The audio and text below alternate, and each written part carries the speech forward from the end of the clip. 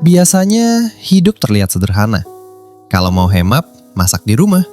Kalau mau praktis, beli makan. Dua pilihan, dua jalan. Dan kita diminta memilih seolah hidup itu sesederhana itu.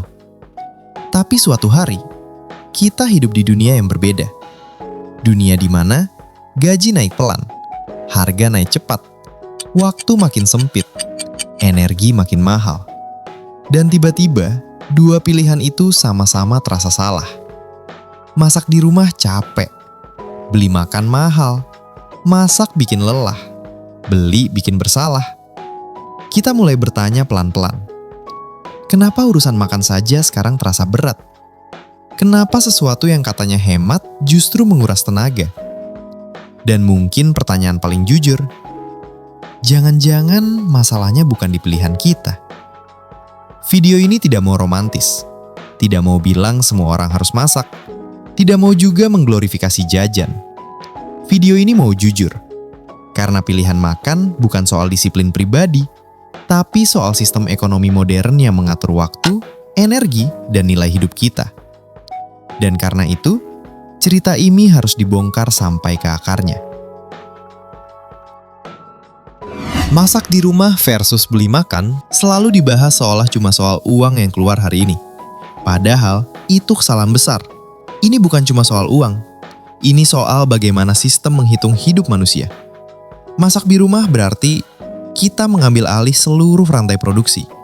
Merencanakan, belanja, menyimpan, memasak, membersihkan, mengulanginya lagi besok.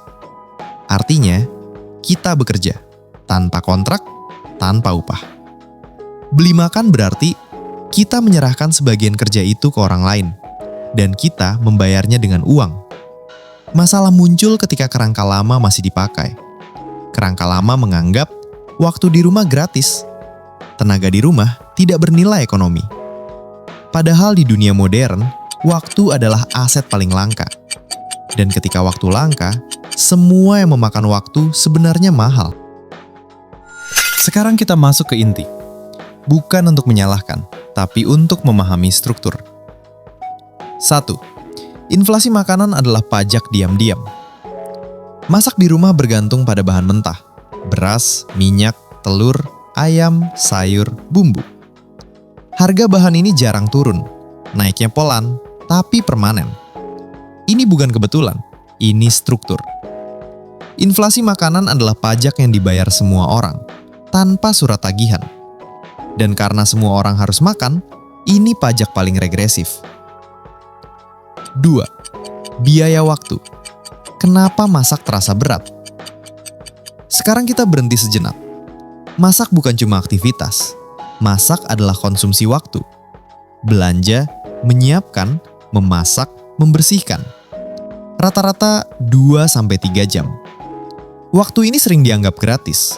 Padahal tidak.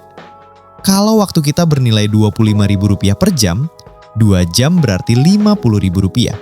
Dan ini terjadi setiap hari. 3. Biaya mental, decision fatigue. Masak bukan cuma fisik, masak itu mental. Memilih menu, menyesuaikan stok, takut mubazir, takut basi. Setelah kerja, setelah macet, setelah stres, otak kita lelah.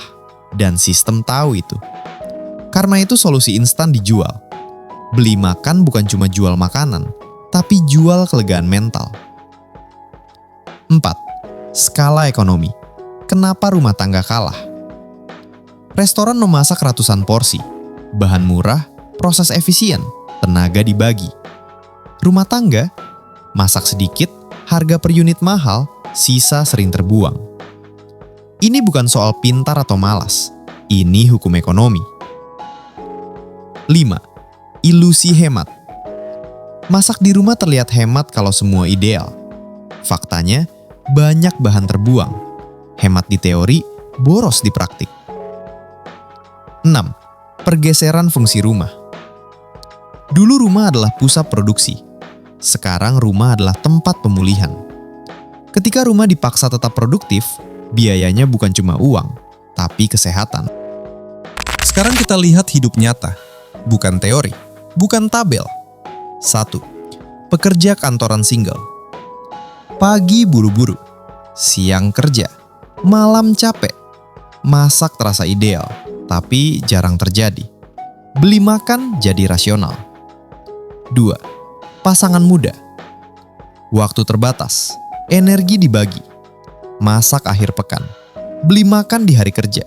Bukan malas, tapi kompromi. 3. Keluarga kecil. Masak lebih masuk akal, tapi waktu habis, tenaga terkuras. 4.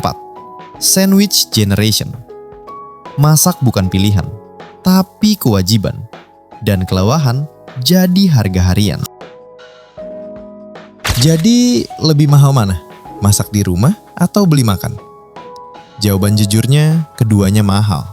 Bukan karena kita boros, tapi karena hidup memang makin mahal.